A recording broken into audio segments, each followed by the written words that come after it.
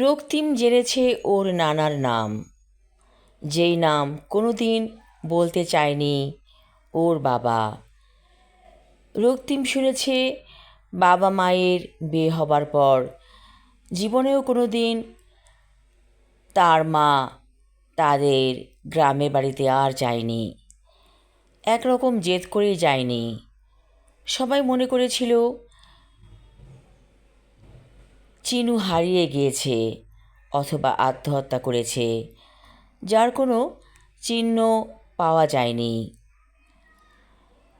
রক্তিম যখন সেই গ্রামে পৌঁছালো তখন রীতিমতো সন্ধ্যা হয়ে গিয়েছে। মানুষকে জিজ্ঞেস করতেই নানার নাম। মানুষ বলল, উনি তো নাই, মারা গেছে। আপনি কে? রক্তিম বলল, আমি ওনার সাথে দেখা করতে চাই। লোকজন তাকে চিনিয়ে দিল সেই বাসা। রক্তিম যখন উঠোনে এসে দাঁড়ালো তখন কেউ তাকে ভেতরে ডাকেনি। হঠাৎ করে একজন বৃদ্ধা মহিলা বের হয়ে এলো। রক্তিমকে দেখে বলল, কে তুমি? রক্তিম বলল, আমি ওনাকে খুঁজছি। ও আচ্ছা, সে তো নাই, মারা গেছে। আমি তার স্ত্রী। রক্তিম পায়ে ধরে সালাম করল বৃদ্ধা মহিলার। বলল, নানি, আমি তোমার নাতি। অবাক হয়ে গেল বৃদ্ধা মহিলা। কি বলো এসব কথা? গাঁজাখুরি গল্প? আমার মেয়ে চিনু কবে মরে গেছে? রক্তিম বলল, আমাকে এক গ্লাস পানি দিন, অনেক দূর জার্নি করে এসেছি। তুমি আসো ভিতরে। এই বলে রক্তিমকে নিয়ে গেল রুমে বৃদ্ধা মহিলা। চকিতে বসে পড়ল রক্তিম। কলস থেকে পানি ঢেলে তাকে খেতে দিল বৃদ্ধা মহিলা। হারিকেনের আলোয় নাতির দিকে তাকালো। বলল, তোমারে দেখতে একদম আজমলের মতো। আজমল আমাদের গ্রামের স্বর্ণকার। এই স্বর্ণকার এই গ্রামের সব মানুষের স্বর্ণের অলংকার বানায়া দেয়। রক্তিম বলল, স্বর্ণকারের বাসা কোথায় নানি? নানি বলল, এই তো আমাদের 2 ঘর পরেই। রক্তিম বলল, আমি এখন যাই। যাইবা মানে? কি কও এসব?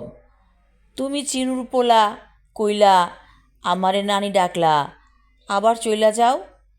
রক্তিম বলল, একটু পরে আমি ফিরে আসছি। আচ্ছা, তুমি যাও, আমি তোমার জন্য রান্নার আয়োজন করি। রক্তিম চলে এলো 2 ঘর পরের বাসাতে। দরজার কড়া নাড়তেই একজন দরজা খুলে দিল। রক্তিমকে দেখে মহিলা চিৎকার করে বলল, ও মা, এ দেখি আমাদের আজমলের মতো দেখতে, ছোটবেলার আজমল। তুমি কই থেকে আসছো? রক্তিম বলল, আমি ঢাকা থেকে এসেছি। অলংকার বানায় যে এই গ্রামে, উনি কোথায়? বৃদ্ধা মহিলা বলল, হ্যাঁ, আমার পোলা। আহো তুমি, ঘরে আহো, ও ঘরেই আছে। তারপর আজমলকে ডাকতে গেল বৃদ্ধা মহিলা। আজমল এসে রক্তিমকে দেখে অবাক হয়ে গেল। তুমি কে? রক্তিম বলল, আমি কে আপনিই বলুন না। আজমল বলল, তোমার চেহারা তো আমার মতো, এইটা কি করে সম্ভব? আসো, বসো, আমার রুমে আসো। এই বলে আজমল রক্তিমকে নিয়ে গেল তার রুমে। রক্তিম কানের দুলজোড়া বের করে দেখালো আজমলকে।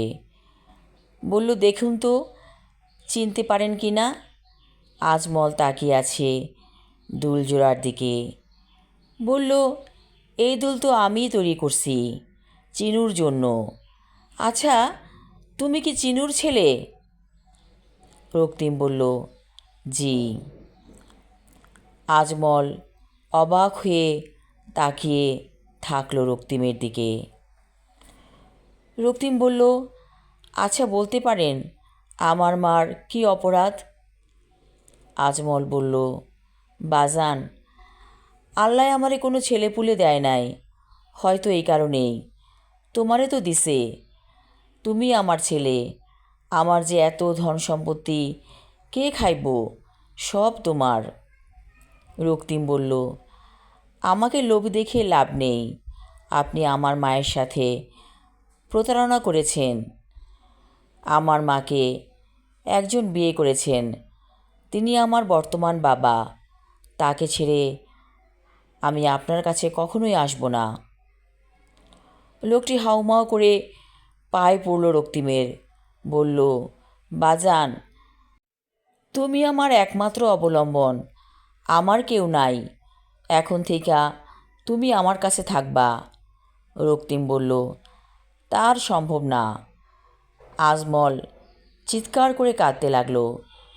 এমন সময় সেখানে রক্তিমের নানি এসে হাজির হলো। বলল, ও কি কয় আজমল? আজমল সব কথা খুলে বলল। আজমলের কথা শুনে রক্তিমের নানি বলল, এটাও কি সম্ভব? এত বছর পরে আমারে এইসব কথা শুনতে হইব? আজমল বলল, আমি চিনুরে ঠকাইছি, যার কারণে আমি যখন বিয়ে করছি আমার সন্তান হয় নাই। আল্লাহ আমার প্রতি নারাজ ছিল। এখন আমি নিজ চোখে আমার সন্তানকে দেখতে পাইতেছি। এই সন্তান আমার কাছে থাকবো না। রক্তিমের নানি বলল, রক্তিম, মানুষ জীবনে অনেক ভুল করে, সেই ভুলেরও ক্ষমা হয়। রক্তিম বলল, যিনি আমাকে পেলে পুষে বড় করেছেন তার কি হবে? রক্তিমের নানি বলল, সে তোমার আসল বাবা, তাকে তুমি ছাড়বা না। কিন্তু যেই পিতা তোমার সামনে দাঁড়ানো, সে তো তোমার রক্তের পিতা। তোমার রক্ত যা, তার শরীরেও সেই রক্ত বইতাছে। তখন রক্তিম বলল, ঠিক আছে, ভেবে দেখি। আজমল বলল, ভাবাভাবির দরকার নাই। আমি আমার সয় সম্পত্তি সব তোমারে লেখা দিমু। আমার দিন শেষ। শরীরে ক্যান্সার বাসা বাঁধছে, আর বেশি দিন দুনিয়াতে নাই। তারপর সেই দিনের পরেই চলে এসেছিল রক্তিম ঢাকাতে। আজমল তার সহায় সম্পত্তি সব কিছু লিখে দিয়েছে রক্তিমের নামে। একদিন বাবাকে নিয়ে যখন এই গ্রামে এলো নতুন করে আবার, তখন দেখল আজমল দুনিয়াতে নেই। সবাই বলল, তোমার নামে সব কিছু লেখা দিয়ে গেছে আজমল, সব কিছু বুঝা নাও। রক্তিম রাতের বেলা তার বাবাকে বলল, আচ্ছা বাবা, মানুষের জীবনটা এত নাটকীয়? বাবা বলল, জীবনটাই তো নাটক, এবং জীবনের কাহিনী নিয়েই তো নাটক রচিত হয়। আমি আমার লেখা ছোট গল্প সোনার কানের দুল পর্ব 3 এবং শেষ পর্ব পড়লাম। আশা রাখছি সবার ভালো লাগবে। ধন্যবাদ।